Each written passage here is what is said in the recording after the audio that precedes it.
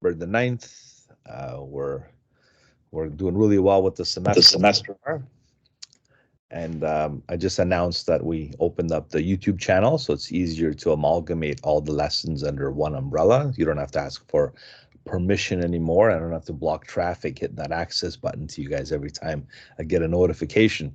It was quite a vigorous process, so hopefully it's going to be a lot easier now, and I think you guys will find it very helpful as well.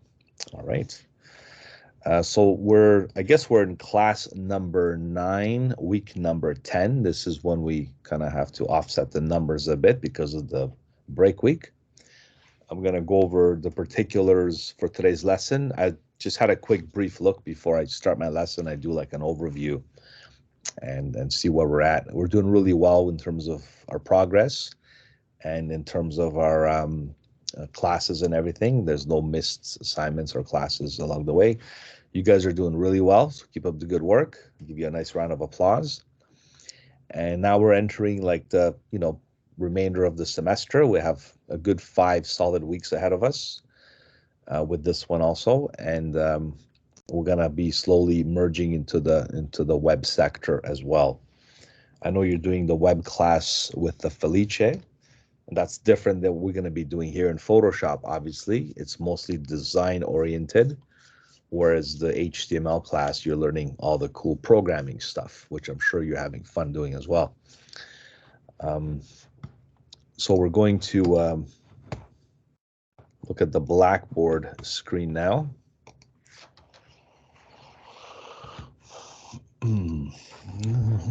This should be available for you. I'm going to make module 10 visible as well. So now you can see what's coming up in the next few modules coming up. These are the web image sources that we're going to use. We have some Photoshop wireframe files. This is just like an exercise.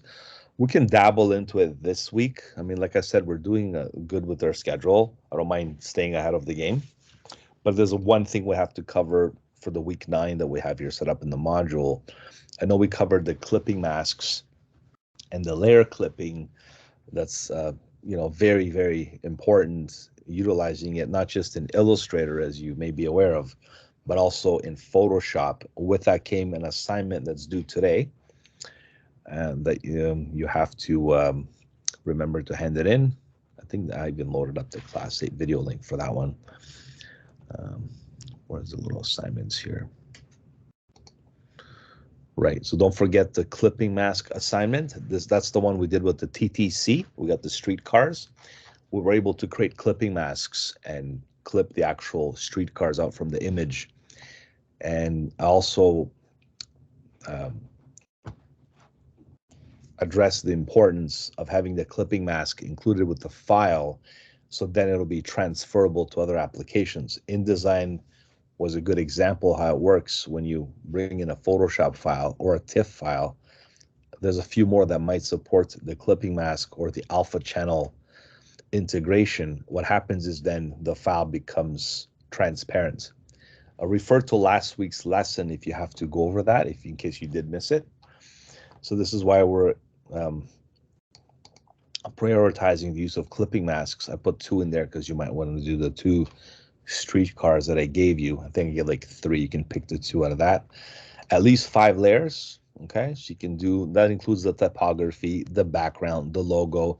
There's 2 streetcars, so that should add up to like 4 or 5 there. Anyways, the final size is like a 1200 by 630. It's similar to a horizontal Facebook ad. The more modern sizes now, I gave the assignment to my other class because they're doing like the web production stuff. It's 1080 by 1080p. Okay, but this one also works, so that's why I left it at 1200 by 630 pixels. Resolution is going to be 72 dpi, as that happens to be the standard web format resolution, because we're not printing this, we're publishing it on the web. And the Photoshop file along with the JPEG for submission. Okay, so that's your list of things you want to consider when you hand this in. This is the assignment. It's due today at midnight, so if you haven't done it yet, you still have a chance to get it up and running. And like I said, you can refer to the last week video to complete this exercise, because I did cover it quite in depth, and I think I gave you some other examples as well. just to kind of go over, I like to kind of mention some things that we covered. This is the class 8 folder we did, right? So when you do incorporate, this is what we came up with in the class. You know, this is not really the final version. You can, I know you can do better than this with the background or something nice and more interesting to accompany the streetcars. But the main thing was the actual TIFF and the clipping mask. You can bring it into the other programs. We were able to trim out. So all your sources are here. It's just a matter of utilizing them, okay? Sources for extra size. So this is the one I wanted to go over today. So this is the leftover for this week that we have to finish. We have the sources for extra size. These are more advanced color correction methods. I know we did the photo retouching a few weeks back. I think we did the coloring assignments. This was another one we used for the rendering. I think we used like Super Mario or something like that. We chose a character.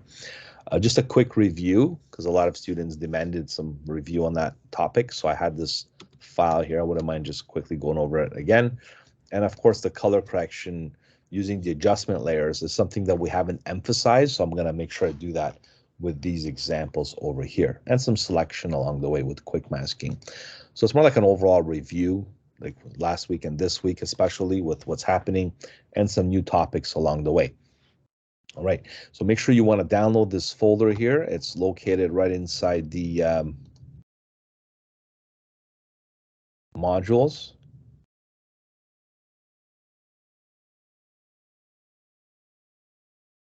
So image sources, if you go to the module 8 and 9 overall review, all right, you want to download the image sources file. Okay, so this is the zip file you want to download to access those images. Simply click on that and you can download it right on your desktop or wherever. I'm just going to do that right now. And you can see here you have the image files in there. Okay, so these are the ones. So do that with me. And we're going to execute those files. And then after that, we'll talk a little bit about what's going to come up in the remainder of the semester. We have module 10 and 11. Notice how they're paired up now because sometimes they're lengthy and they intertwine with one another. It's like a good continuation. So next week, we're starting actually like the web design process in Photoshop. So you're gonna learn how to create a wireframe file, how to build literally like a visual website in Photoshop, and even how to utilize that in your HTML. So that's something that you can, we're gonna integrate later, okay? And then we get into motion design, and then we're gonna slowly wrap things up and finish the semester. So that's pretty much what's gonna happen from now till the end of the term, okay? And the end of the year too, because it's already like fast approaching. It's November the 9th today. So we have a, we still have a good over a month and a half for sure. All right, so any questions so far? Let me just quickly go and access my window here.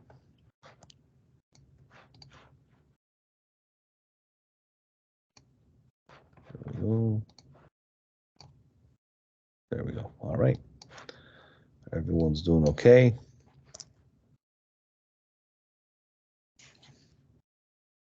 I like how this transcript stuff works. It's pretty accurate, actually. Pretty nerve-wracking too. You can't make a mistake when you're speaking. Everything's got to be perfectly delivered as well. There's no room for error. I can't re-edit this stuff. It's live. All right. So let's go ahead and open that file now. It's on the desktop here, like I mentioned, for you to do the same thing. I'm just going to move it over to the left. And let's have a quick review on the Hulk. Okay, that's like a rendering exercise. I know we covered it really quickly. We can refer back to, oh, by the way, I forgot to test this out with you. Just so you know, the virtual class link remains the same for you to access the class, the virtual class that we're doing in this class segment, and the YouTube channel is right underneath it. So as soon as you click on the actual tab there, or the link itself, it should access the entire array of the YouTube videos that I have. And of course, it goes back to class 1, 2, 3, 4, 5, 6, 7, 8. And just give me some time to upload these videos. It does take me a little time, I'll be honest with you, because I have to download the video. First, it has to process through Microsoft Teams. When I download it, I have to compress it, because then YouTube sometimes has its own tendency to restrict stuff. Then YouTube has to screen the video, and I have to make it more accessible. And then once I publish it, I might have to do some editing to the video, and then I can upload it, and then I have to access, well, the link's already there, and then you can watch the video after. Okay, so just be a little patient. I'll try to do it just a day of the same class so you can access the video. Okay, so that's how the channel works. And yeah, make sure you subscribe and like my videos, so this way it kind of goes through the list of popularity in case you want to access it later, because otherwise YouTube's gonna bury it underneath everything else. I gave it a creative name. The name of my company is called Creative Group with a K. So I call this Creative Tutorials with a Z at the end, just to kind of keep it very unique. So K and Z, Creative Tutorials, and that's how you can access the channel. All right. So let me know if there's any issues with the channel or videos are not working. I did test it already. So one thing is I don't like to hear my own voice over the videos. So here we go. All right, so back to the exercise. Open up the Hulk file in Photoshop. Let's quickly do a recap on that. So how would we do the rendering on this? There was two different approaches. There's the direct rendering approach, when you actually use a brush and you color it. The fastest way is to make sure all the outlines are closed. I can see like maybe an area over here that might compromise the fill method. There might be another one over here somewhere, perhaps. I think this one's okay, actually. But if you notice any breaks anywhere, breaks means it's going to make one right now, actually. But the brush tool, right? If it's one of these, like that's a break, basically. So if you use the fill bucket to fill this color, it might spill over to the background. So make sure that's not the case. Sometimes when you do your own sketches or drawings, you might, do an actual gap like that in your outlines. So you want to make sure all your outlines are solid. And this was the only one that kind of... Excuse me, Michael. Yes. Sorry, please, what model are we now, please? I'm sorry? I don't know the model that we collected this off from.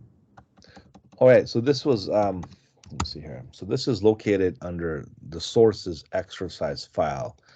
If you go to the, so right now this is like class 9, basically. So if you go to module 8 and 9, because I combined those two, it's like a review plus added on extra stuff we're learning as well. So I called it module 8 and 9, and then I put overall review in there. So that's why this is a review, but the stuff we did last week was not, it was new. So it's a little bit of mix of both. You want to click on the image sources. So this is your folder you want to download, okay? And last week we did TTC advertisement. Now, I did this first because there was an assignment due today. So I wanted to prepare you so you have enough time or adequate enough time to get this done.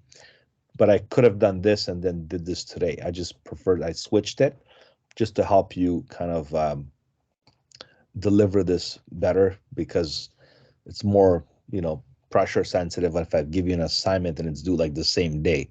So I want you to do some more creative design and work on that. So that's why I'm covering this right now. So download this folder and you should be good to go. The letter S trace is also important. It's an Illustrator file. I also reiterated that last week for you to learn how to use the pen tool. If you haven't already in Illustrator, which you should, very important, you can use it in Photoshop as well. Okay, so that's your files here. So once you download that, you can access this file, and I'm just explaining how you can make sure all these gaps are closed.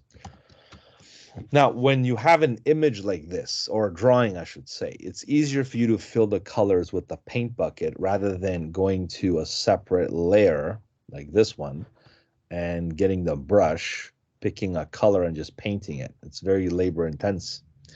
What I recommend you do is you obviously you can duplicate the layer so you have like a copy of it, right?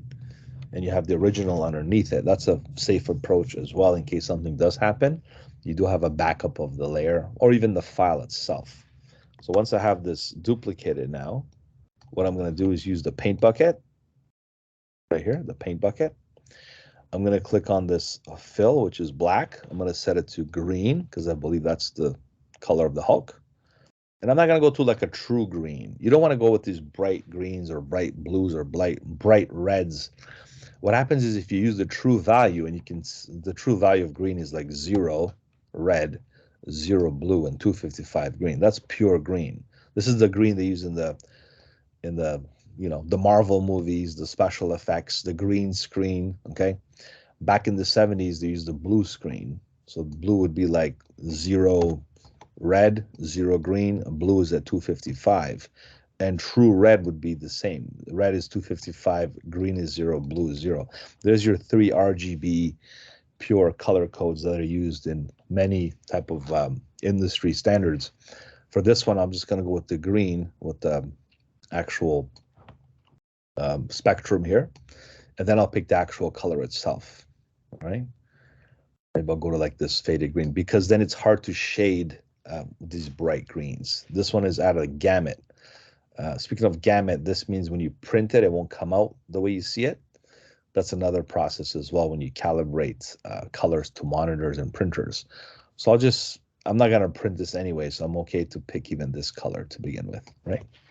So like a faded green is good because it's easily to work with and shade and dodge and burn and that kind of stuff. So make sure you have a good mix of colors in there. Then I'm going to use the paint bucket tool, and I know this is all nice and captured on the outsides. I'm just gonna click the button here, and we're going to paint these areas. Maybe I'll increase the tolerance level. It's set to 5. I'm going to increase the tolerance level to maybe 20. The default should be perhaps 32. So we'll see how that works. But it's a little better now. It's a lot faster with me filling this in. With you, it might have worked even better as you probably had a tolerance of 32 by default. And then you can see how much faster is doing this than you actually going ahead and doing it manually with the brush. You can do either or, but this seems to work, right? And I'm not going to spend the entire hour doing this, just enough to show you the process. You can go ahead and handle these kind of renderings and illustrations and drawings, as Photoshop is very popular with this kind of work, of course, right? And I believe his face is also green, so I'm just going to do one click there. That was nice and easy. So it's so much faster when you do it this way. I believe he's wearing like tight pants, so I'm going to leave those alone and just paint the actual legs and the feet and stuff like that, right? There we go. You can solidify the lines by reinforcing it with the brush tool. So you can definitely get in there and start doing your own shading and airbrushing and stuff. And that's also something that's quite important if you want to make this look really nice. And these are this is not the best example. I don't know where I got this one from, but it's okay because it has a lot of gray areas and stuff. Let me just quickly undo this for a second. I'm going to delete it because I think what we can do instead is when you have a situation like this, you can go to image adjustments and do what's called levels. Okay, with levels, I can really get rid of these little gray spots that are limiting me to do like proper fills. So by me doing this, I'm really getting rid of all those gray areas that are very hard to notice. So I'm really focusing this drawing on the outlines becoming a little more contrasted and the getting rid of the other gray, but don't overdo it because it's going to look too pixely. So try to get that fine definition of both. So I use levels for that. Levels is a very unique technique that'll pretty much control your mid-tones, your light tones, and your dark tones all in one type of scenario. So you can see how they're concentrated. Okay, that's just visually what I'm looking at here is what I did. By me doing this, I'm just omitting a lot of the extra work and pixels that were not supposed to be there. So I'm going to try again now. Notice I'm not even duplicating the layer. I'm just going to go click. You see a lot better results than just doing the previous method. So levels would be something like you might want to consider in some scenarios, not all the time. You might even get, if you remember, the Mario character didn't give us any issues because it was like a nice clean coloring book type of a scenario. This wasn't. This was more like a sketch. With sketches, you got to be careful. I clicked on the black by accident, so you want to kind of go click right there. With sketches, you might want to take a different approach. You might want to actually create a separate layer and then start shading it right on top. That's how sketches work. Whereas if you have illustrations and stuff, this is the kind of thing you want to do. So it's a lot cleaner and it looks better when you take the levels approach before you start rendering your illustration. And if it's a sketch, then you have to literally, you can't do this. You have to literally start making a separate layer and shading it in there, okay? Like literally, pretend this was a sketch and I can't just fill it like that. I would make a separate layer like this, call it like green, for example. I'll do it for the hair, okay? So I'll do the hair layer and I'll do a hand sketch approach. So there's the hair. I mean, I could start with the bucket, and if that doesn't work, I can definitely switch over to the brush. So I'm going to pick like a, I don't know, like a brown hair or something here. Whoops. I should go to layer 1 first. There we go. Right. So let's just say it doesn't, you know, notice how there's a few missed spots here. Well, the hair layers where you can actually do the airbrushing. So I can use the brush.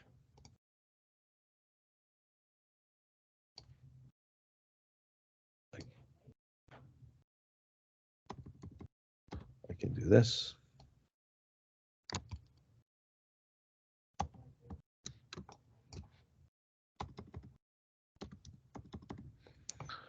And maybe drop the opacity down a bit.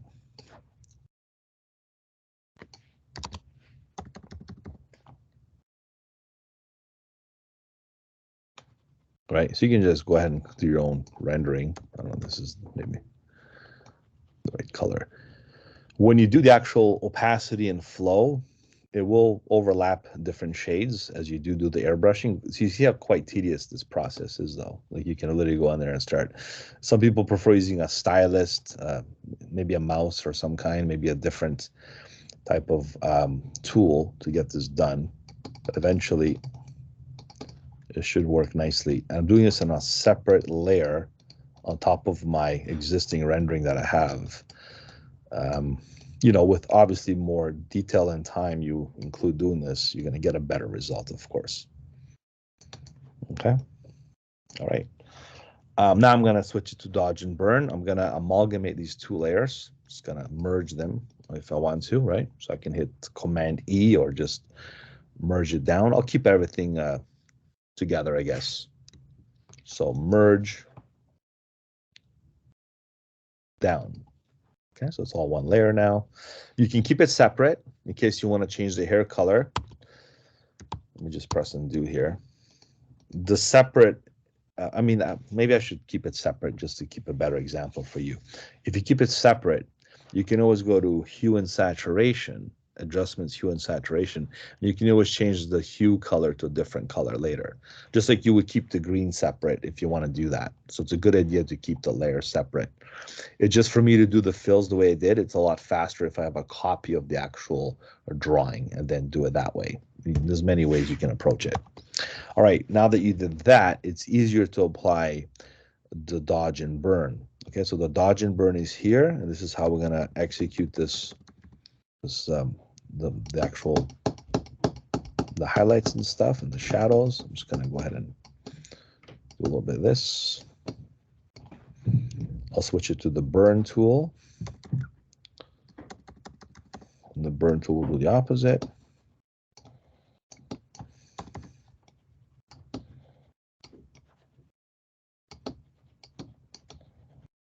And if I want to do the same thing in layer 1, I can do the same here. Dodge and burn. You can definitely get some more definition on the hair. Listen, I'm not a good at the hairstylist, so I don't know if that's the best thing to do there, but I'm sure with more level of detail and more approach, I can do a better job. Let me do another example on the Hulk's body here. I'm gonna just increase the size. I'm in the dodge and burn tool category. I like to do the dodge first, just to improve the highlights. I like to also make sure the brush is, you know, the hardness is set to 0, so it's nice and feathered. So when I do this, you can see the actual highlights up here, right? Do the highlight over here as well. And the muscle groups, usually that's when the highlights really bring up the level of detail of some of these things. All right, there we go.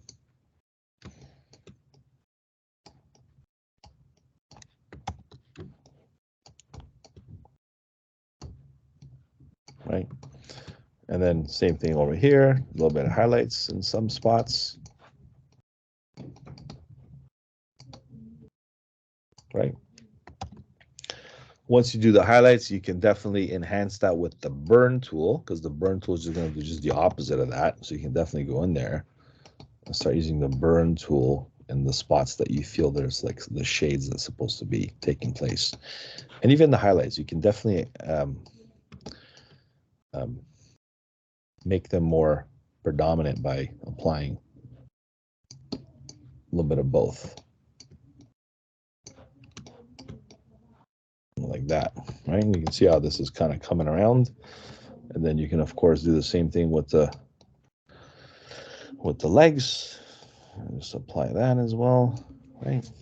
And eventually, if you add more detail and more level of shading and stuff, you can definitely do a nice job just to get the pants there. I think he's got like purple pants from what I remember. We just have to do this. There we go. Right, and that would pretty much, you know, solidify the whole thing with the dodge and burn as well.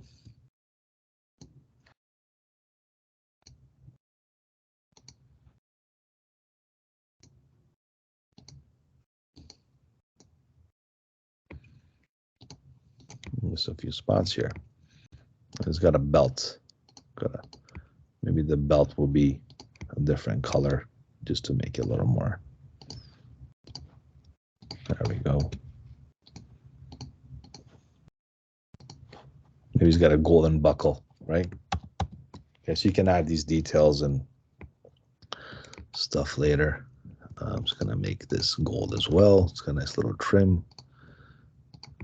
All right, so I'm not gonna get too carried away with this, but you get the idea. You can do everything on that one layer.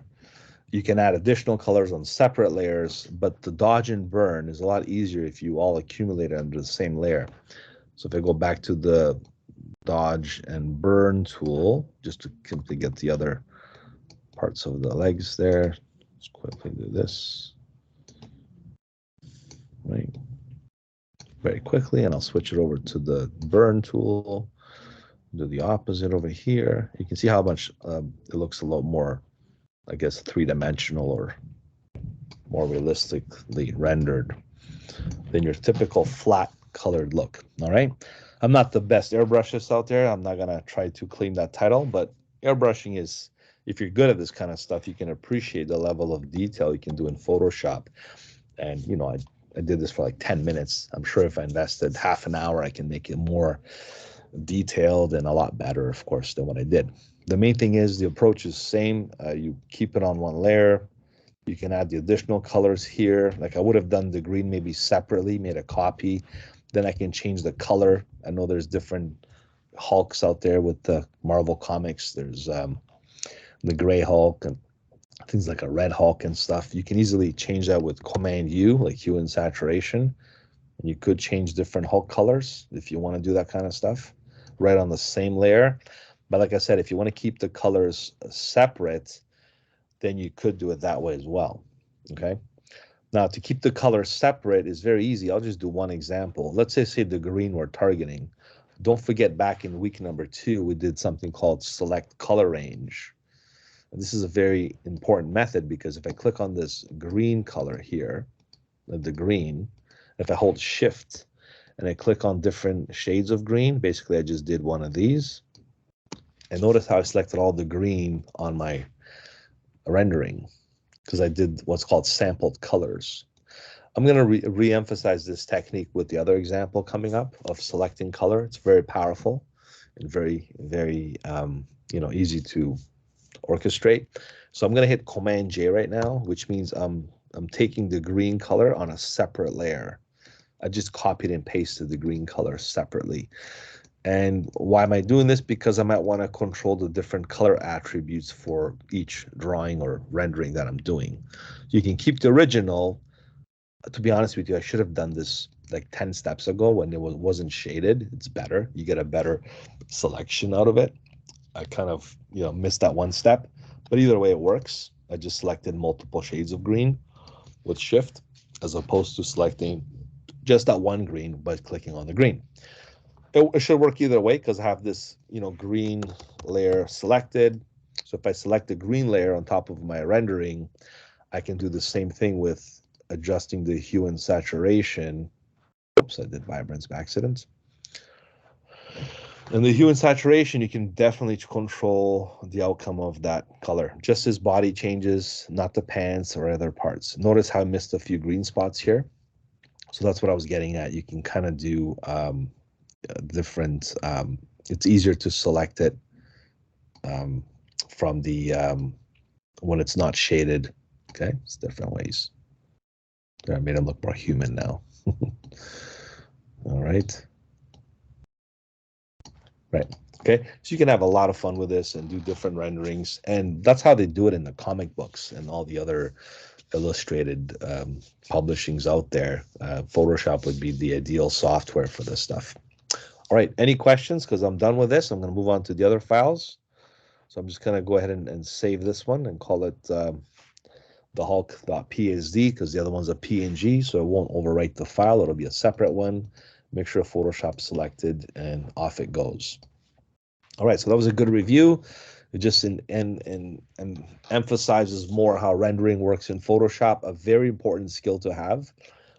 Whereas we also did the photo retouching, remember that 1 week with different scenarios of using content aware and all these other things that we covered, okay?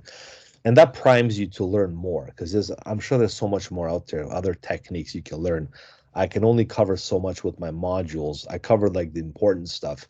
And if you have something else you can pick up and share or learn, sure, that's also good. It just paves the way for you to gain all this knowledge and expertise. All right, let me go back to the channel here. See if you guys have any questions so far.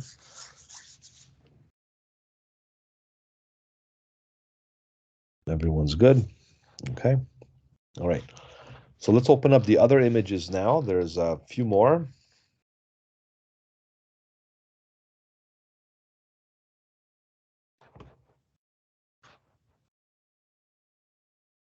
This one's called Select Subject. It'll teach you how to do a selection in a different way that I maybe haven't shown you before.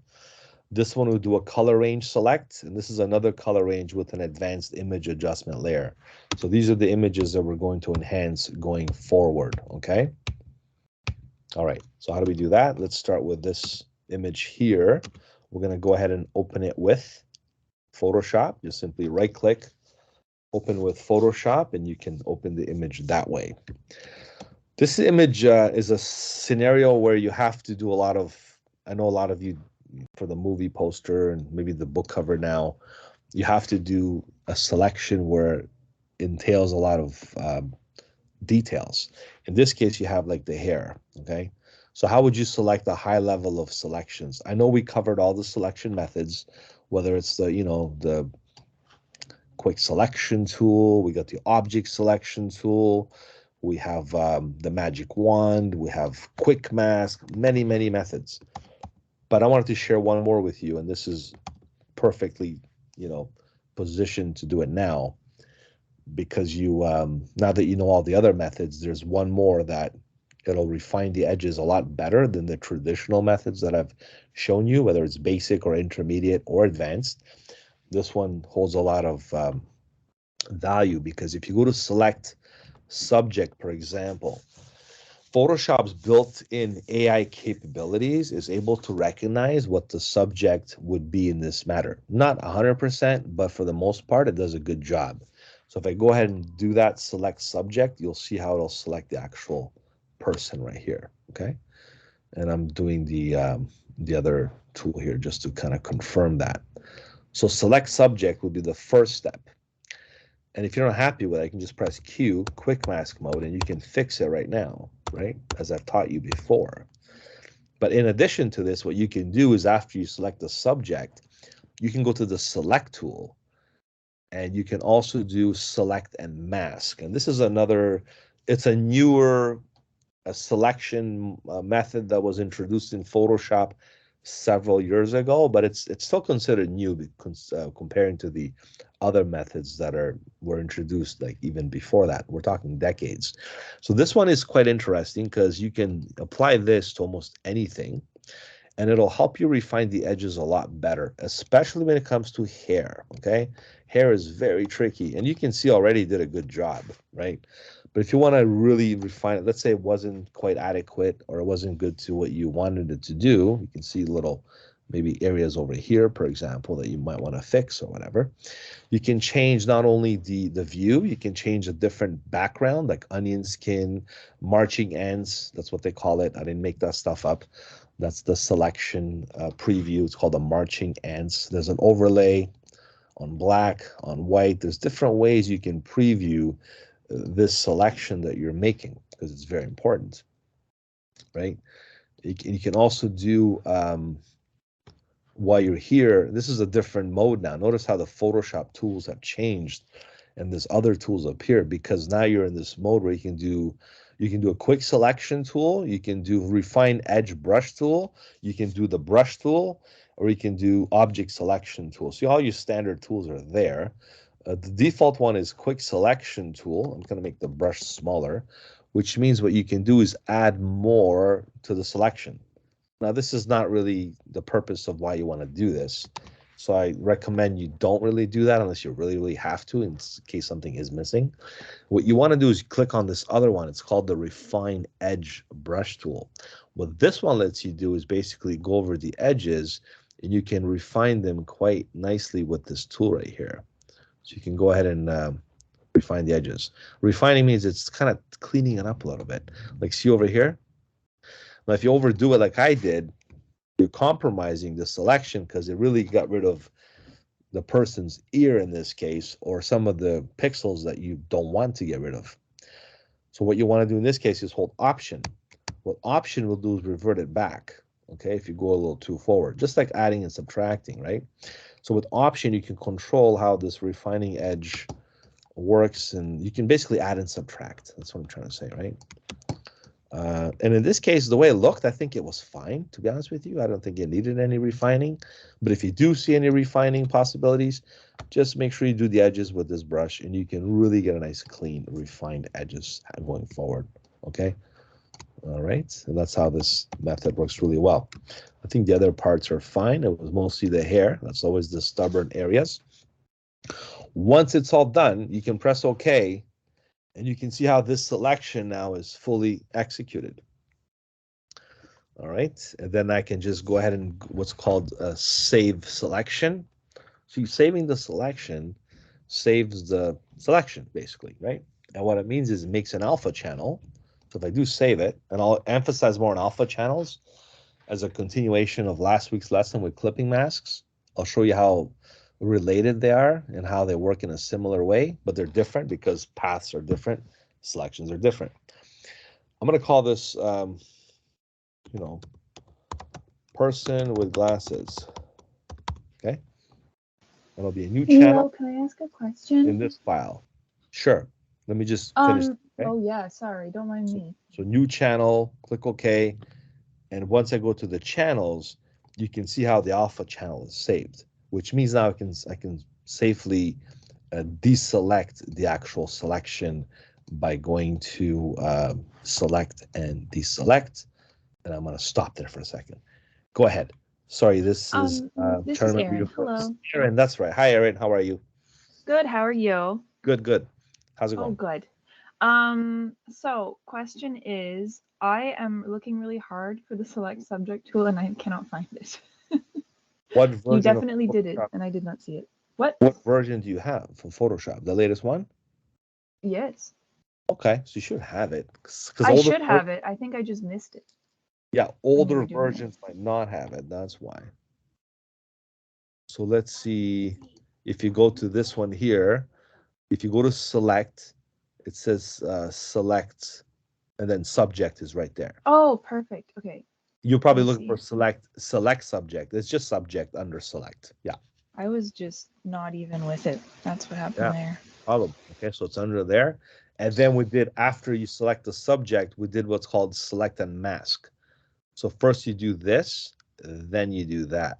Okay. And Wow. honestly, when you do this, you don't have to, I mean, it looked fine. I just went over the tools and stuff, the capabilities. But once you modify the selection or perfect the selection, you can go ahead and save the selection. And now the selection is saved under my channels, which is right over here. And why am I saving the selection? For what reason? Because if I save this file, let's just go and save it as a, Photoshop file, for example. I know it's a JPEG originally. I'm going to go ahead and save it as a Photoshop file. What happens is if you open up another program like InDesign, right? Aaron, you can turn off your microphone now. Oh, my bad. Sorry. Yeah, and I think Christine has her microphone on as well. Yes, I'm waiting to ask a question. Oh, go ahead. Yes, go ahead, Christine. So I selected it, I did all that, but how do you press OK to save what you've selected? Because I don't see anywhere where it says OK or to close it off. So when you go to select subject, right, it takes you to this, well, it's already selected, but when you go to select and mask, that's when you get this the OK button's on the bottom right corner. Okay, I don't see it. On the bottom right corner? I don't, if I have to go properties, okay, there we go, because I was on the layers section. That's why I wasn't seeing it. Right. Okay, Yes. got it. And then you save the selection, right? You don't have, you can name it, just call it, a person, or call it Greg, whatever you want. You can name the person whatever you like. And then it's a new channel. This is all default. You don't have to do anything. Just give it a name and make sure it's a new channel, which is again default. Press OK. And what that gives you is the actual alpha channel, which is the next step that I'm going to show you why I'm doing this. Not just to have a selection, but you can go ahead and utilize programs like, InDesign, and you can open up a new file. Well, let me open up an existing file. Some stuff I've been working on here. Let's do this one. All right. So let's say I want to put this person in one of these ads that we're doing. We're going to go file, and we're going to go place. I'm going to go to my desktop here. Sources for exercise. And there's the Photoshop file, okay? Notice how it looks pretty much the same as this one, or does it? You see how the alpha channel already is embedded without me even telling it to do so. So if I go show import options, even better. I'm in InDesign, bringing in my Photoshop file with an alpha channel embedded because I saved the selection, it became an alpha channel. So let me just explain what that means. So if you go to image now, alpha channel, person with glasses. Do you see that? So this is quite adaptable to other programs. Even I think video editing software will recognize alpha channels if you do like superimposing, like the special effects on videos, or motion design. Okay. Milo, Yes, we're just doing InDesign here. how do you save it as a selection? Because I don't see that option. Did you make the selection already? Yes, the selection is made. So go to select and then save selection. It's under the select menu. No, it doesn't highlight it for me. It's not. Is the selection present? Yeah, I'm on the layer of the selection. Select subject. You see a selection though, right? Yeah, I see the selection. It's on my screen. And you can't save selection. No, it doesn't allow me to save the selection. It's not highlighted. So let me do load, because I can load a selection now just to show you what I'm doing here. So I'm going to load the selection because I saved the selection. I'm loading the selection because it's there. If you go to select, you can save. Unless you saved it, it won't let you save it again if that's the case. But this is not highlighted, you're saying? No, I haven't saved it. I've made it. It's in a layer on its own. I'm on the layer, and There's I only go one layer. It's just background. There's no other layer except this one. It's one layer. I've got select 3 subject, which has the original image. Right. So there's only one layer. I think there's no, like, unless you have a separate layer. Did you make an accidental layer by accident or copied and pasted it? No, right? Yeah, I probably made another layer with it. Okay, that's fine. It should still be able to, once you have a running, let's call this the marching ants, because that's what they decided to call it from 30 years ago. So the marching ants, are they visible? Do you see them? No, they are not. Okay, so you should have the selection active, which is Okay. marching ants. Select all, maybe? No, that goes around the whole, it doesn't go around the person, it goes around the whole panel. How about let's try this. Go to select and go to subject. Let's just do that, okay? Select subject. What Okay, I, and now go ahead and save the selection. got it. All right, thank you. You're welcome. And give it a name. Call it Greg or whatever name you want to give it. Person with glasses, like I named mine, and we're good to go. Because then when you come here, this is what happens. You can actually bring in an image with the alpha channel embedded, and it recognizes the transparency. This is how valuable this stuff is. And I'm going to go ahead and just make this a little bigger, and you can see even if I increase the size, just doing this for now, the quality is good for this to work, right?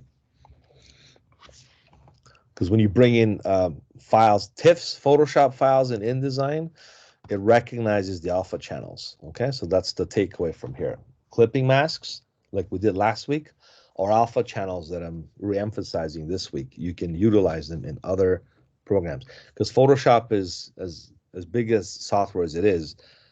You still have to use InDesign for like layouts. In this case, this is an ad that we're working on. This is not really the finished version, but this is how we can incorporate the actual image with the alpha channel in other programs. Okay.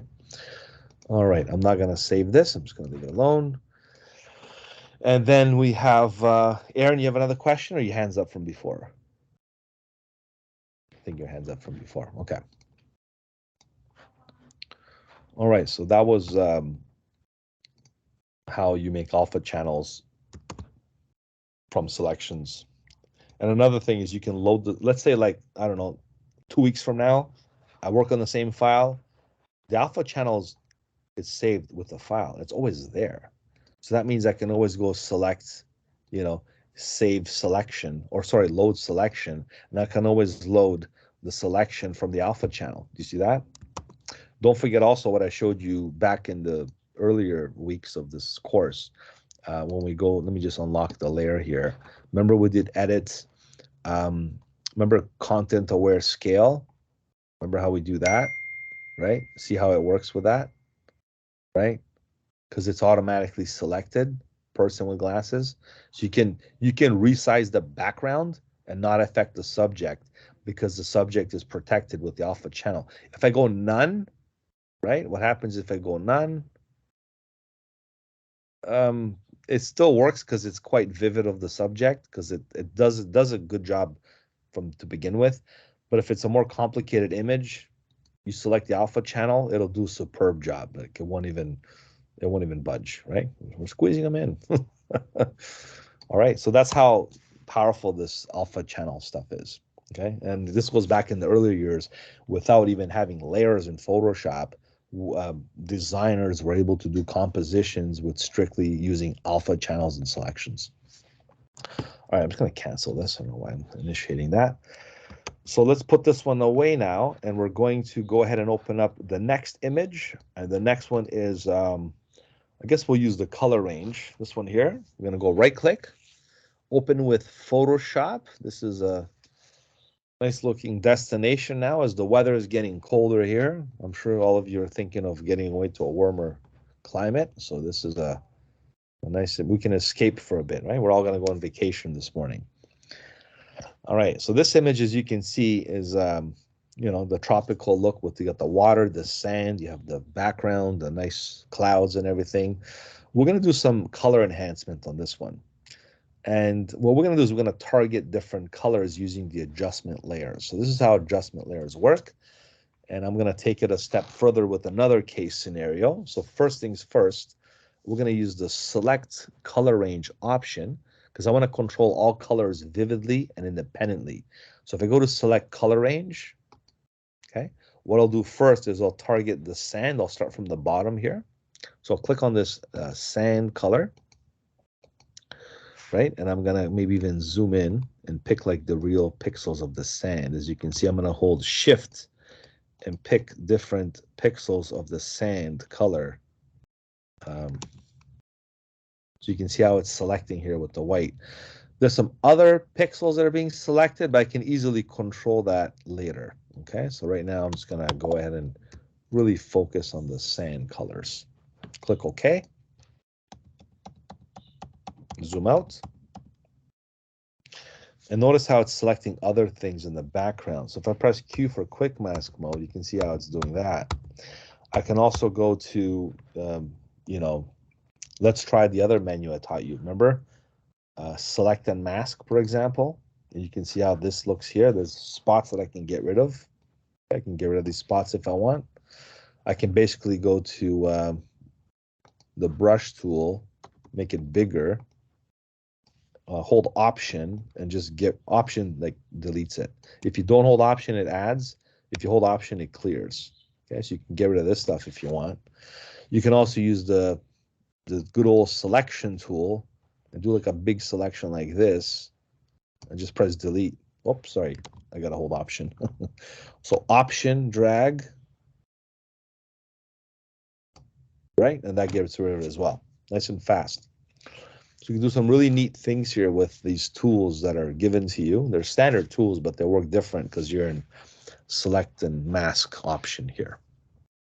Now that I strictly selected the sand, or the most of the sand, I should say, because there's a lot of pixels there that are maybe not part of it, I'm going to click the OK button. And what I'm going to do next is go to my adjustment layers. Okay, these are like the new ones they added with the new ways of enhancing different things. So look, cinematic split tone, that's kind of cool. It really makes it nice and yellow and orange. You have this one as well, right? Well, I'm going to use my presets below this way. We can do brightness and contrast. That's the most go-to easy one. We got levels, which I demonstrated earlier with the Hulk, and refining the dark and the white edges, so you can really kind of focus on one or the other. You have curves, which are quite useful as well in certain scenarios. In this case, I'm going to go over to the vibrance one. This one will really create a nice bright color for this selection. So if I go to vibrance, and I increase the vibrance amount to a positive value here, and increase the saturation value as well, I'm going to bring them both in their 60s, okay? Maybe even 70s, okay? Just to kind of keep it there. And notice how this is creating a nice, impactful, saturated result, okay? And this is all based on the selection that I made, right? And it created an adjustment layer on this image. If I hide it, you can see the difference. So it looks a lot better now. You might have thought before it looked okay, but now it's looking a really, really like a nice saturated look. All right, now I'm going to continue that going forward by clicking on the background layer again. I'm going to go to the select menu. I'm going to repeat this again, but targeting a different color this time. I'm going to do select first color range. I'm going to click on the water this time. We're targeting the blue. I'm going to hold shift and click on the other parts of the blue, because you notice also the sky is also blue as well. So I'm going to click on all the blue pixels that I can. Notice how the preview shows me what I'm selecting. If I click OK, it's going to select all the blue colors. I can, again, go to select and mask or just press Q and get rid of some of the parts that I don't want, okay? But I do agree with the fact that it's selecting the blue clouds in the background. So I'm just going to leave it alone in this case. I'm not going to go extra specific here. And I'm going to go to the adjustment layers. I do the same thing. I'm going to use the vibrance adjustments. I'm going to increase the vibrance and the saturation together. And that'll really give me the bright blues that I'm looking for, okay? And I'm gonna overdo it just to kind of re-emphasize the effect. And you can see all the blues coming out nice and bright and everything's looking a lot better in high definition. All right, one more, I think we can enhance the greens as well. So I'm gonna go back to the background layer, do another select color range. And this time I'll select, I'm gonna zoom in a little closer so I can select all the green pixels. With shift, I'm going to select like the dark green, the light green, and all the different greens that go together. You can even go ahead and select some of the green colors here as well if you don't see them selected. You'll get a clear representation of what's going to be selected once you execute the OK command, and all the green colors will be nicely selected for you. Same thing goes, an adjustment layer. I'm going to use the vibrance again. This is strictly vibrance and saturation. The other ones work overall. I mean, you can enhance images with this, but this one really is the main focal point because this one targets colors like we're doing it right now.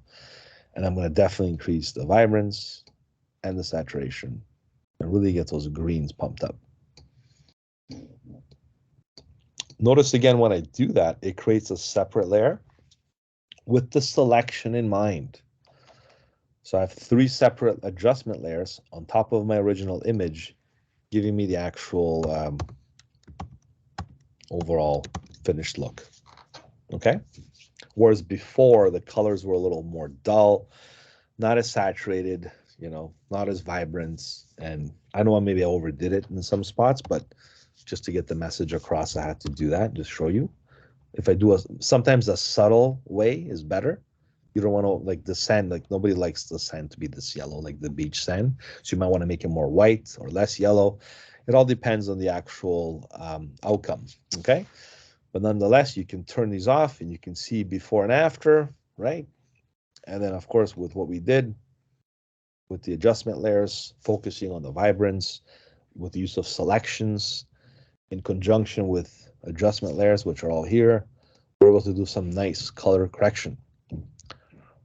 Okay, all right, so we're gonna go ahead and close that one as well now. I'm gonna go ahead and give it a quick save. And this will be color range 3 Photoshop file. When you save the Photoshop file, it does save the layer adjustments with it. Okay, so it's all there. Alrighty, any questions so far?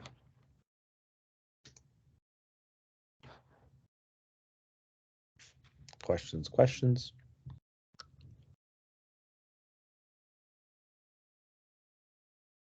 All right, so let's go ahead and move on to the next one.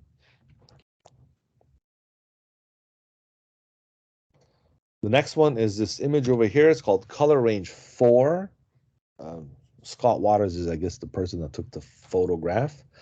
It's a picture of a girl drinking her smoothie. So we're just going to go ahead and open this image in Photoshop and focus on the skin tones, because there's a skin tone selection or selector that we're going to use for a lot of you know, different skin tones, different pigments, and different selections. So I'm going to go ahead and open this in Photoshop right now, and we're going to continue it that way. And there it is. So all we're focusing here is the skin. Okay, so we're going to go ahead and enhance that feature by zooming in. I think I accidentally clicked on this tool here. I'm in the object selection tool, that's why. So if you go under the select menu and you do the same color range type of command, okay?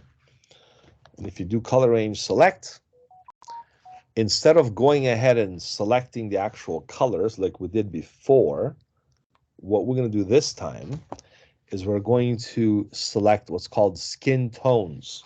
This was another new feature that they introduced years back, but it works quite well because it does focus on the skin tones. You might have to obviously clean it up, but I'll teach you how to do that next. Once you select the skin tones, it'll automatically detect the skin tone with the AI built-in technology, and it gets better over time. However, because the skin tones do have a lot of reds in there and pinks and stuff, it'll pick up the smoothie at the same time. So this is when editing comes into play. You can control you can do detect faces if that helps at all. If it doesn't, you can leave it off. Sometimes you can do the fuzziness, and that kind of concentrates more on the pixels as well. I like to leave this at default. I mean, sometimes it'll do more harm than good if you kind of mess around with it too much. Maybe go 10 below or 10 above, no more. And the selection preview is basically none. You can do image or this one as well, okay? So just, again, you don't have to do much here. Just select the skin tones. Once you click OK, it'll make that selection for you. All right. Now we're going to go back again to the vibrance filter, okay? Because that's our target filter for adjusting the colors. So to create a new vibrance selection mode, it's going to give you this thumbnail on top of this image, okay? As you can see, nothing's happening yet because we haven't done any adjustments, okay? And if we do make the adjustments by increasing the vibrance, increasing the saturation, and you can see not too much saturation because it looks like it's burning our face there. So we're going to go just maybe slightly, maybe in the 20s, and the vibrance can be in the 30s, okay? So 35, 25. You can see how nicely that creates a nice vibrant result with the color saturation on top. Now, if you want to have control of this, maybe you didn't want the smoothie, doesn't look that bad, but let's just say the smoothie, you didn't want it to affect the other parts of the image, okay? So what you want to do in this case, how do you control this to an ultimate level? What I want to share with you is a very important trick and tactic that professionals like to use. And this is, you have to remember this, okay? Because it's not in handouts and stuff. It's not on the menus here. You just have to know it. It's like one of those shortcuts, okay? So if you have a PC, you want to hold the Alt key or Option key on a Mac. You hold Option, and you click on the little thumbnail here, which is the adjustment layer on top of the existing layer. What happens is you're going to get what's called a black and white preview. So this takes you to like a different mode, okay? And why in this mode? You can control the outcome of the vibrance and the saturation that you applied as an adjustment layer on top of the image by using a brush to knock out the colors or the pixels that you don't want to include, or add the pixels that you may want to include. So by me switching to the brush tool right now, B for brush, I'm going to increase maybe the hardness, I'll keep it at 50, but the size, I'll make it in the middle. Perhaps I'll make it a lot bigger than that, right? Maybe in the 200s. I can go ahead and should increase the opacity to 100 because I had it knocked out before. I'm going to take out all this other stuff, but me painting in black means I'm eliminating those areas to not be affected by my adjustment layer that I just added. So basically, I'm just going to take all this out. This is a nice way to do it without utilizing the method I showed you earlier, which was the select and mask method. That works as well, but some people like to use this method also. So I'm just going to take all this out. Well, maybe her hand I can leave in there. Alrighty, so there we go. Right. And let's say there is parts that I didn't want to erase. What's the shortcut for that? Option, right? Sorry, not option. What am I saying here? X. Because if you switch X, it brings the white. And the white, again, can bring the colors back that you want. So you got to be careful here because I'm going to, it's very black and white, as you can see. So you want to be careful when you take stuff out. Okay, so just be very careful. And you can press undo, or you can just use black or white as an additive or a subtractive method, okay, to make this to work. So I'm going to go like this here. Just be careful. All right, we'll go like this. There we go. I can get in there and get the details and whatever. If you want, you can really emphasize these skin tones, okay? So what we did here now is we controlled only those pixels to be affected by the adjustment layer. So if I hold the Option key again, you can see how this goes back and forth with the preview. And of course, if I select it and deselect it, you can see it only affects the areas that we wanted. All right. So in a nutshell, this is how you can do a lot of color correction, and there's other techniques you can learn online, and there's so many other ways you can incorporate this. But the bread and butter, as they say, is all about how you apply the effects, and that's controlling it as well by using tactics like Option click, making a selection prior to doing the adjustment, focuses on those areas, and makes an adjustment layer according to that. The vibrance filter was a really important one. I know we did in the past, we covered brightness and levels and other basic ones, but this is a really important one as well. It really reemphasizes the colors altogether, okay? So that's pretty much how this was supposed to be delivered as a review, and also to show you some advanced coloring or color adjustment techniques or color correction techniques as well. If I had a picture of a hamburger from Burger King or McDonald's, they do the same thing with food, especially when you bring in certain colors, maybe it's the tomato or the lettuce or the different condiments that go on top of the food. Like, everybody uses this technique for those reasons. Maybe I can bring a food element next time, but we did the flesh tones, and you can do any colors, okay, for any type of thing. Food photography is very popular with this as well. That's what I wanted to add to that. All right, I don't want to make it too redundant and do another thing, because it's the same process for whatever you want to use this on. It's just an example. Could be objects, could be anything that you want to include this with. All right, I'm going to save this as well. This will be a Photoshop file. The good thing is when you save these files and you reopen them, what happens is later it remembers the settings. So if I open this file again, it's going to open up the adjustment layer, so I can easily go in there and fix it or undo it or do whatever I want with this layer as well. All right, that's what's good about these adjustment layers. This save as layers on top of the file. Alrighty. So, any questions?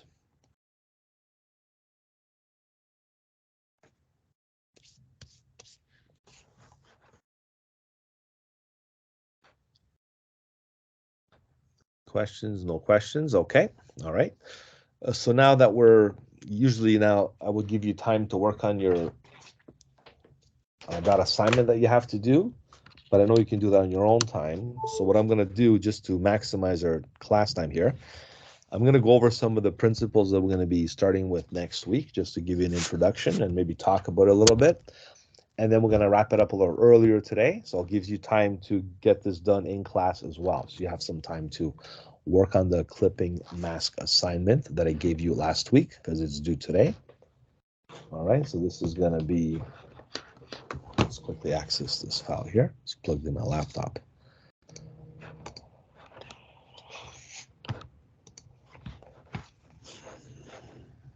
Okay, so this is the assignment. I went over it earlier, so it should be accessible here under the, when you go to your calendar, you can always see what's due here, right? The clipping mask assignment, which will make sure the date is proper. So November the 9th at midnight, all right? So make sure you do that one after. When I finish the lesson, I'm just gonna go over quickly of what's gonna happen next week so you can get ready. Just make sure you do all these things that we covered last week, okay? If you have any help, of course, I can help you as well, so let me know. A lot of you already submitted it, I can tell, okay? So that's good to know.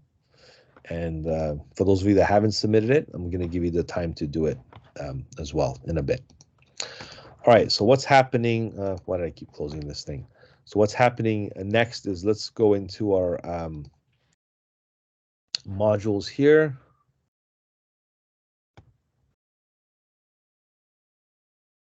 So we wrapped up our review module, we wrapped up our clipping mask module, and our alpha channel module, which was all part of the actual 8 and 9, the overall review section here. Okay, and there's a class video 8 link that we did last week. Going forward, I'm not gonna bother putting links here. There's no point if we're gonna access the YouTube channel over here. So let's just stick with that from now on. And maybe if just to keep it consistent, I might wanna do it here as well. I'll see how my time is. Like I said, this is taking me a lot of extra time to do all these things. And I mean, that's fine. We all have to do our part, right? So I'm gonna keep adding to the YouTube channel, and you can access all the videos there. Just give me like a day or two to do it, because it's a process by itself to download, compress, edit, upload, and stuff like that.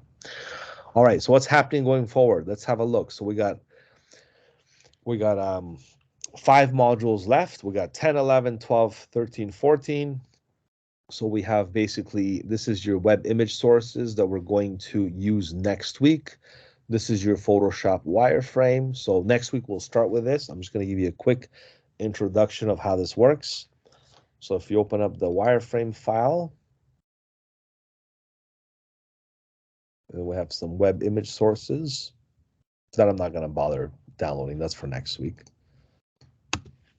But this is just a basic setup of a website with all the main parts of it. So you're going to have sections and menus and headers and all these different things that are pretty standard on most websites.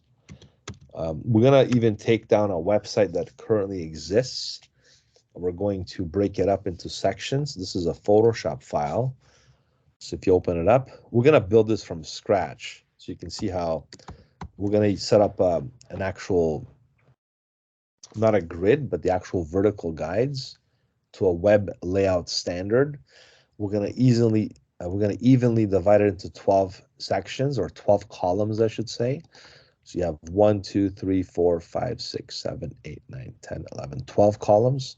We're going to use the number 12 because it's a common denominator to divide things into 3s or 4s or 6 or 2. It's a really good number 12. If you use like 10 or 9 or 8, you're not going to have too many common dominations. Like 8, for example, you have what? 4. 4 goes into 8. 2 goes into 8, right? And that's about it. 9, you got like 3 and pretty much 3, right? 3 times 3 is 9. If you do like, 6, you have like 3 and 2, right? So this 12 is a good number. You don't want to make it a high number either, because then you have way too many breakdowns. Because 12, you have the common denominator for 12 is like, you got 3, 2, 3, 4, 6, and you got 12. That's why 12 is a good number. And from there, you can determine how many columns and rows you're going to have. So in this case, we have this set up like into different layer groups. So you have the header and the nav bar into one header group that we're going to control. We have the main body, okay, and then we have the footer. So everything's nice and designed in Photoshop. What happens is when you're done, you can export these elements and plug them into your HTML. Now, I'm also going to teach you how to create an HTML mockup from Photoshop, which was used before the responsive measures were taken. Because we can like do a Photoshop website, but will it be as good as the one you're building in HTML in Felicia's class? No, because it won't be responsive. So this is only meant for preview, for presentation, and to show clients what it looks like. To actually make this a responsive website, you have to do the HTML that you're learning in the web class. But how will this help you is to deliver the mock-up, okay? You want to do the design first, because you're not just gonna go there and build a website with HTML. You're gonna have to have the preliminaries, you're gonna have the thumbnails, the wireframes, the mock-ups. Just like anything else, you have to have the concept before you deliver the actual product. So this is the concept, and this is where you have to change things. Like they're going to tell you change this image or change that title, change the colors, change whatever. You make the changes, and then once it's approved, then you build a website. Then you know, hey, I got one column. This is like my header. This is my title. This is my menu. These are 3 images I'm going to have here. They're going to have 3 columns. Okay, so the 3 goes into 12, no problem. Here I'm going to have a 2-way split. We're going to have an image on the left, text on the right. On the bottom, we'll have like an ad or some kind of a banner or something. It'll go across all 12 columns.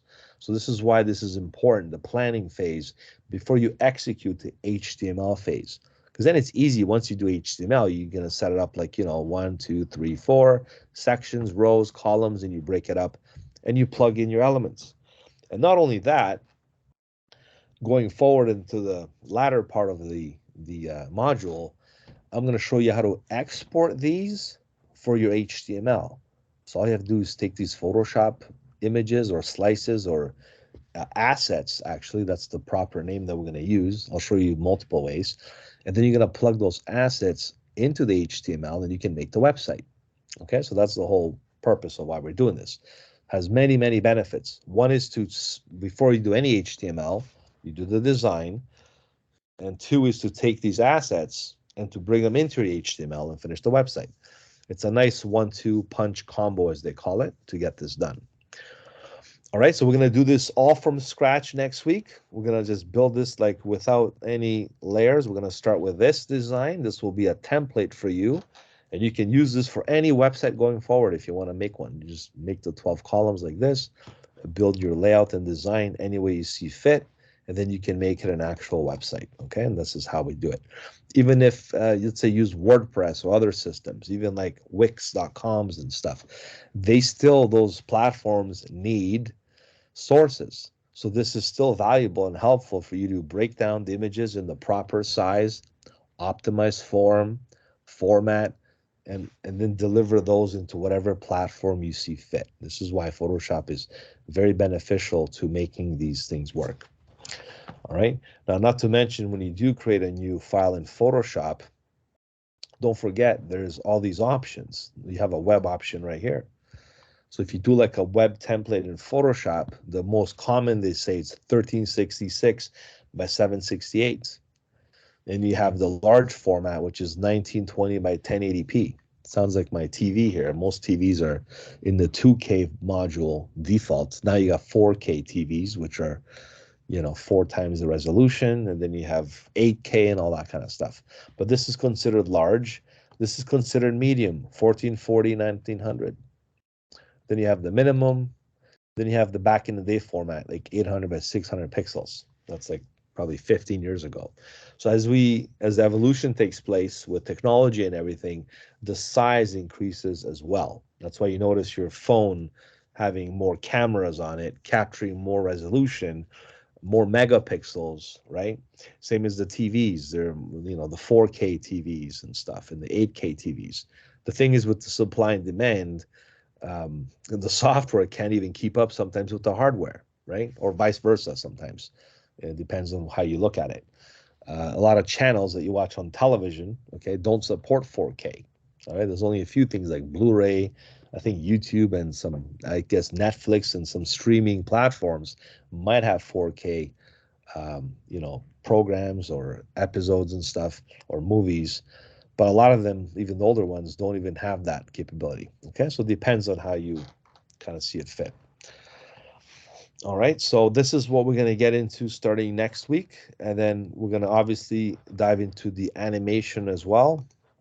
Once we finish that, we're going to have module 12 continued.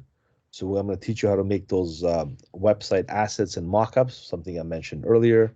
And this will plug nicely into the HTML that you're working in, right? And then you have motion design we're going to start with. You're going to create an animation in Photoshop, and that'll contribute to your web banner in your website. And this will be a nice way for you to learn how animation works. And I have a few students, I think, here in this class that took the WDDM class with me last semester. We did a little bit of this there as well. The difference is here we're going to reemphasize some of this stuff, and we'll do more advanced motion design with keyframes, which is like a video editing feature. So I would like to add that to here as well, just to challenge everyone. So that's going to be added to the motion design. And finally, class 14, we're going to wrap it all up. We're going to finish the other advanced animation technique I'm going to show you. And I believe we're going to do presentations at the end. Presentations meaning we're talking about the last composite assignment or project that you have left. Let me ask you now, if you did get introduced to your next composite project? Because I know you finished one, we still have to grade it for you guys. Once that's graded, you have one more due, and that's the final one. I think that's going to cover your web class, my class, and I think you're going to do InDesign as well. I don't know if you have any Illustrator requirements for that one. I think it's just us three. Prove me if I'm wrong or correct me if I'm wrong and let me know. Did you guys get introduced to the next composite assignment yet? Yeah, we did. And what is it? Is it the same as the last one? The band, we have to create an album, press kit, and all of that stuff. Okay, so it's the same as always. So we're doing the band. Okay, good, good. So so you're gonna do the band, the music band. Do you guys get to pick a real band or it can be a fictional band? I think you can do either or, right? Yeah, right. Either or, and then you get to create the merchandising kit, all the other stuff that goes with it, the presentation, and then you're gonna do a website. Did Felicia talk to you about the website for that yet? I am not sure about that. Yeah, so you're gonna have to do a website in Felicia's class for the same thing. So you're gonna do a band website, you're gonna do a band press kit, you're gonna do the merch and all that. I think Sheila's in on this too with the Illustrator stuff. For me, what you're gonna do is you're gonna assemble the website, which will help you with Felicia's class. It'll be a nice 1-2 combination. So we are gonna do. Let me just talk about it now because I'm gonna go right into the collaborate project here. So the composite assignment, okay, the second one, I'm going to make it visible now. So this is your last one, okay? So you have one project left for me, the book cover, and that's due like, I think, when's the book cover due again? The 16th. The 16th. So that's due like next week, the book cover is done. So once you finish the book cover, one more big project for you in this class is the composite, because that's part of your other classes as well. So this is the composite assignment, and this is composite 2, I should say. So it's visible, okay? So for this one, you're going to, it's called the Album Art Campaign Photoshop project. I did keep some of the requirements similar to the previous one. The only difference is we're going to obviously do the website. So album art project, website mockup and design. So let's just go over this quickly as well. I gave you a quick brief here, and then I gave you the PDF to look at. All right, so this is due December the 14th. So that's like right at the end of the semester. I also believe we're going to do a presentation, and that's going to happen in Felicia's class. I'm going to confirm with him. I'll talk to him perhaps next week. And you're going to present this in his class, and I'm going to be there. Actually, I'm next door. So maybe I'm going to bring my other class. I'm going to bring all 2 classes together. I don't know if I can do that, but either way, we'll figure something out when you present it. We're going to do it in on that day, okay? Or maybe we'll do it in this day. We'll see what works better. It's hard to present remotely. I prefer you present in person, which is, for Felicia's class would be ideal for this. And you're just going to present this website, you know, the HTML version, and the mock-up you don't have to present. You just hand that in to me, okay? So that's, I'm not going to mark you presentation marks. That's, I think that's Felicia's deal there. So he's going to talk to you about that, okay? But just so you know what's happening with my class here is this is the second composite assignment or project. You will be demonstrating the Photoshop techniques you learned in class to fulfill the objective for the overall final presentation. You're going to see the PDF attached for more details. Some of the criteria points are layer organization and management. That means like the layer folders, layer groups, just like I showed you with that example. Like for a website, it's different. You have the footer, the body, the header, the footer, the body, and other elements. For the book cover, we utilize the front, the back, the spine. That's what I'm looking for. Very, very important. Image placements with the frame tool. This is a new feature I'm going to teach you how to do with some of the web components, okay, that we're going to include. Generating image assets, okay, so this is also a new feature that you're going to learn how to do that for the HTML portion. And another important thing in Photoshop is we're going to utilize multiple artboards, minimum of 4. So why multiple artboards? Because you have to create 4 different pages for the band. You're going to have the page about the band. You're going to have the home page. You're going to have their tracks, all their other musics people can listen to and download. You're going to have like maybe a contact page. So all these different pages will be assembled into this format. Okay, that's why you're going to have multiple artboards. All right, so here's the PDF. Okay, as you're aware, there'll be separate grade components administered for this class assignment for each class.